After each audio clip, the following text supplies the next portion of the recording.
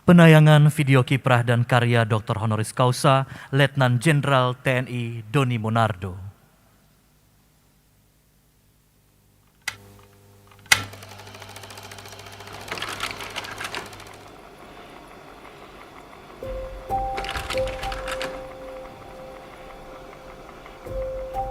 Saya lebih banyak bertugas di daerah operasi dan sebelumnya pasti berlatih di hutan.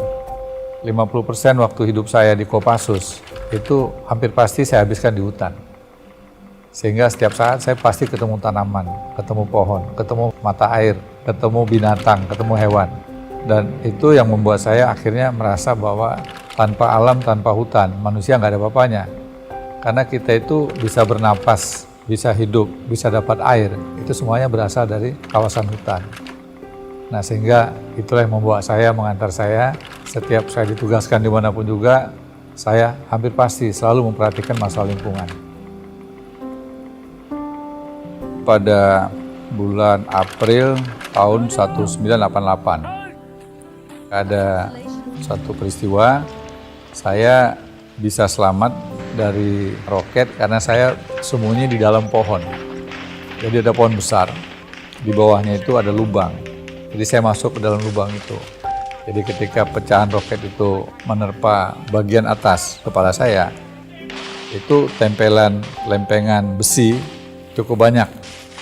Artinya kalau saya tidak masuk di bagian dalam, mungkin sebagian besar badan saya udah terkena potongan roket dan bisa selamat karena ada pohon besar.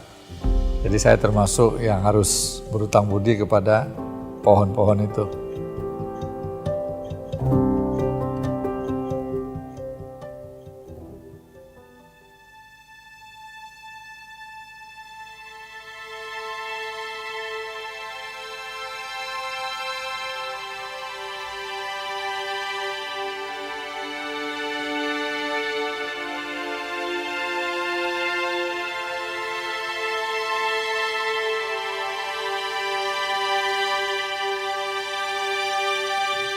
Pohon selalu menjadi penyemangat, penghibur, dan sekaligus sumber inspirasi.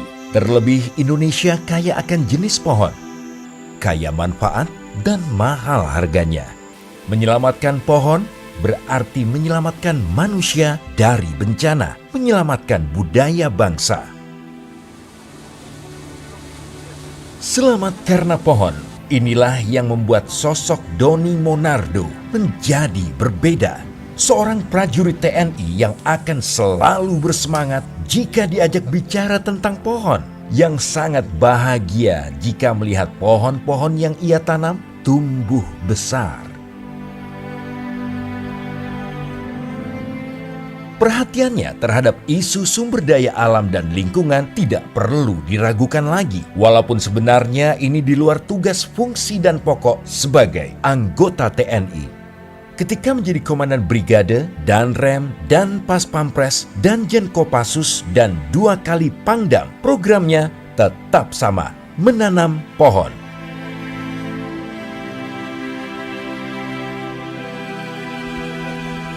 Menyelamatkan lingkungan, menyelamatkan hutan, menghentikan pencemaran sungai, dan menghentikan berbagai aktivitas ilegal dan merusak alam. Doni selalu mengajak kolaborasi semua pihak dalam setiap programnya, baik lintas kementerian, lembaga, dan pemerintah daerah, akademisi, pelaku usaha, aktivis, komunitas, maupun media juga selalu dirangkul. Inilah kondisi Brigif para Raider 3 Tribudi Sakti di Karyango sekarang. Bagi yang dulu pernah berkunjung ke sini sebelumnya, pasti tahu betapa gersangnya kawasan ini. Begitu juga di Batalion 731 Kabaresi di Masohi, Seram. Ataupun di tempat-tempat lainnya sebelum ditanami pohon oleh Doni Monardo.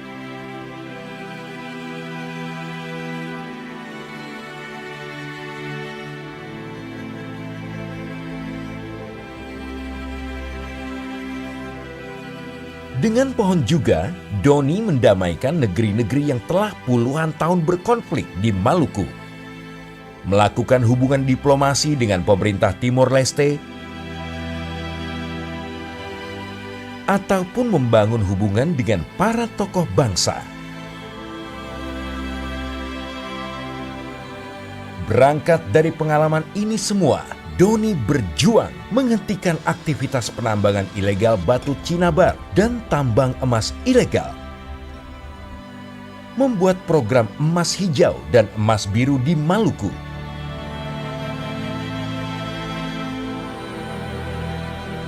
Menginisiasi program Citarum Harum di Jawa Barat, serta mendorong proses penegakan hukum atas kejahatan lingkungan.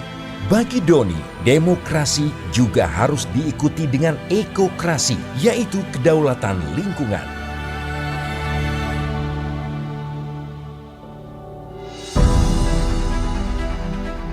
Konsistensi yang ia lakukan inilah yang menarik perhatian para kalangan akademisi IPB University, khususnya para guru besar dan dosen di program studi ilmu pengelolaan sumber daya alam dan lingkungan.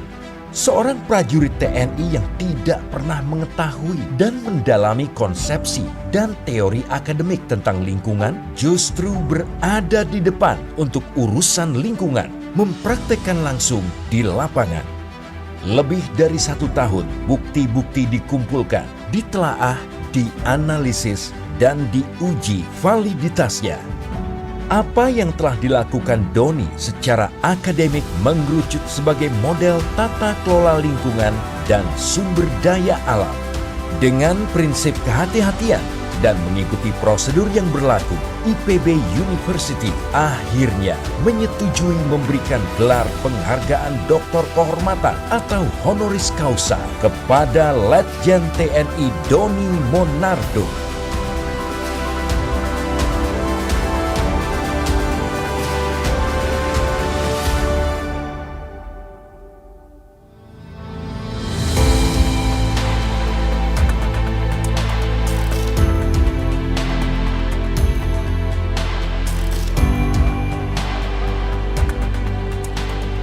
Bagi Doni Monardo, penghargaan dan kepercayaan yang diberikan IPB University akan ia pertanggungjawabkan.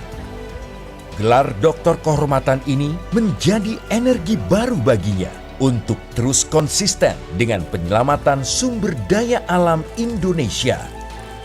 Ia sangat percaya jika kita jaga alam, alam akan jaga kita.